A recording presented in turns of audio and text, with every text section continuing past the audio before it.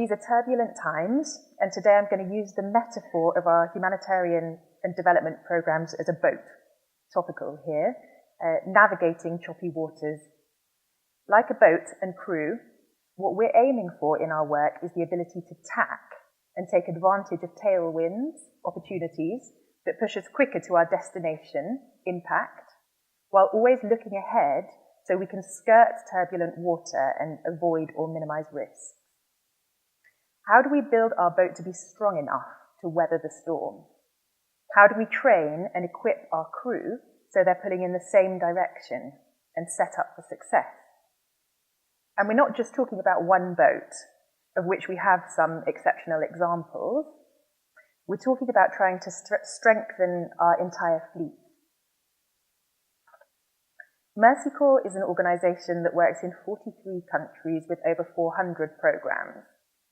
We want to make sure that all of these programmes, or boats in the example, have the best chance to navigate to success. The best place to start was by understanding the enablers and inhibitors in a few programmes so that we could learn from them. So we partnered with IRC for ADAPT, funded by CEDA, and conducted research in 6 programmes, 3 IRC programmes, 3 Mercy Corps, to understand enablers and constraints to adaptive management. Here's an example from Syria. We have a 5-person team analysing and forecasting conflict dynamics in real time from informants, social media, and other sources.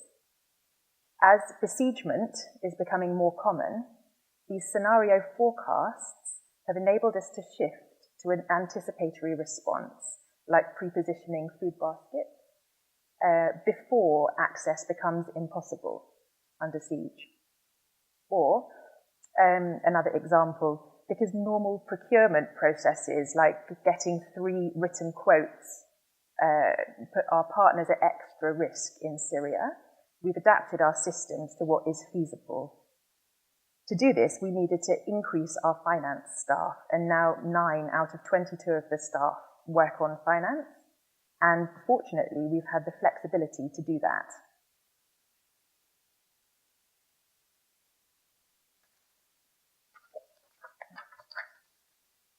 Across ADAPT, these are the 5 themes that emerged as most important.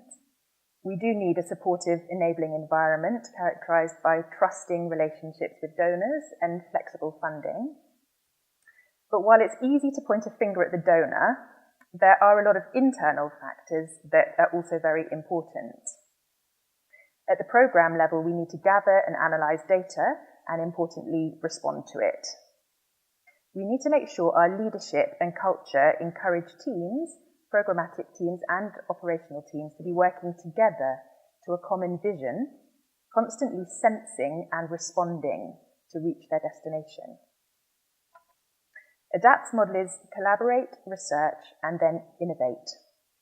So what we wanted to do next was think about how we take the lessons from these 6 programmes to scale.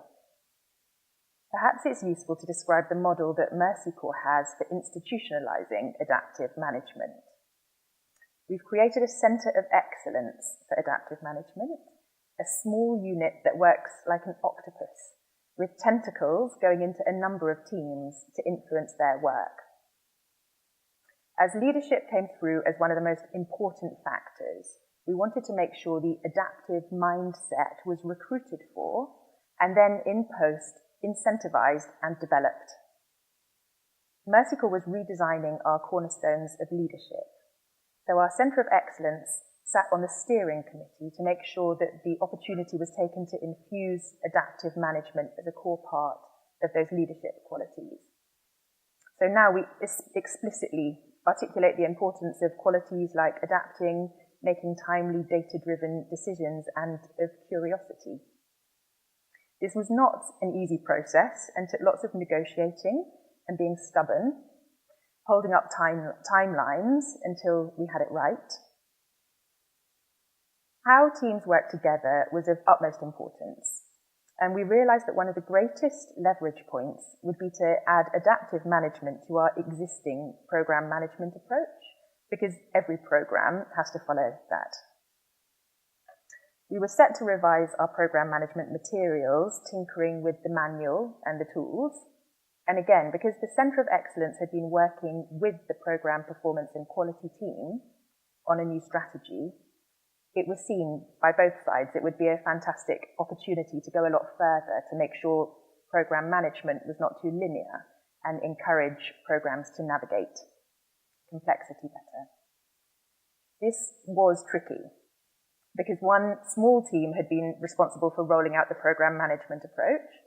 Another had been responsible for growing a movement around adaptive management.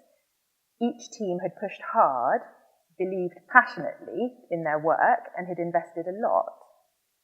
But obviously change is difficult. Both recognised the value of coming together, but they were concerned that their baggage would get in the way of a productive discussion. But in the process of consultation, organising a large workshop with stakeholders from across teams and regions, the power of collaboration became clear. Bringing people together to ask, what is stopping you from adapting? How can your teams work better together? Was a remarkably cathartic process for the participants. And they said, we feel heard. Teams want to be able to adapt, and many are. And this adaptive management gives them a vocabulary for talking about what's going well. By having the buy-in of a few key leaders and the creative space that Mercy Corps values to push forward agendas people feel are important, we've started a movement at Mercy Corps. The program management refresh, it's now adaptive program management, was pivotal in bringing people from across teams together, articulating how important the whole crew is for success, and creating a renewed sense of vigour. Our hope is that by working on our organisational agility, we'll enable and encourage all teams to navigate complexity, to reach the North Star of greater impact.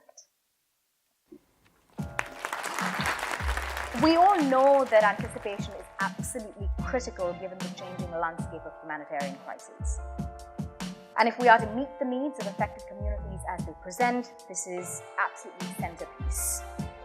However, the commitment to and the rate of change that I see in how we function across the organizations through the START network doesn't really reflect the importance of anticipation.